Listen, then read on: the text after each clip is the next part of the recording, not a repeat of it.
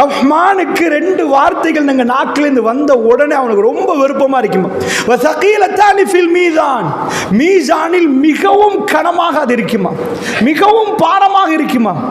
அதாவது வஹஃபீஃபத்தானி அலல் லிசான் என்றாங்க ரசூலுல்லாஹ். நாவுக்கு அது ரொம்ப லேசா இருக்கு. அல்லாஹ் பெரிய நன்மையை தரப்போறான். அள்ளி அள்ளி போட்ட மீசான் கணக்க ஆரம்பிக்கிறது. 2 வார்த்தைகள் அல்லாஹ்வுக்கு ரொம்ப விருப்பமாக இருக்குது. நாவுக்கு அது ரொம்ப சுலபமாக இருக்குது. சுப்ஹானல்லாஹில் அலீம், சுப்ஹானல்லாஹி வ பிஹம்திஹி என்றாங்க ரசூலுல்லாஹ். ஒரு அடியான் சுப்ஹானல்லாஹில் அலீம் என்று சொன்னான், சுப்ஹானல்லாஹி வ பிஹம்தி என்றால் அல்லாஹ்வுக்கு ரொம்ப விருப்பமா போச்சு. ரசூலுல்லாஹ் சொன்னாங்க, கன்சு மின் குனூத், அதாவது ஜன்னாவுல உள்ள புதையல் சொல்லட்டுமான்னு ரசூலுல்லாஹ் கேட்டாங்க. ஜன்னாவுல புதையல் இருக்குது சொல்லட்டுமா? லா ஹவுல வலா குவத்த இல்லா பில்லாஹ். ஒரு அடியானிலை சொல்கிற நேரம் ஜன்னாவுடைய புதையல் அவ்வளவு விசாலமான நன்மைகள் கிடைக்கிறது. ஒரு நாளைக்கு 100 தடவைகள் சுப்ஹானல்லாஹி வ பிஹம்தி என்று ஒருவர் சொன்னால், மாலையில் சொல்லி காலையில் மரணித்தால் அவர் ஜன்னாவுக்கு நுழைந்து விடுவார்.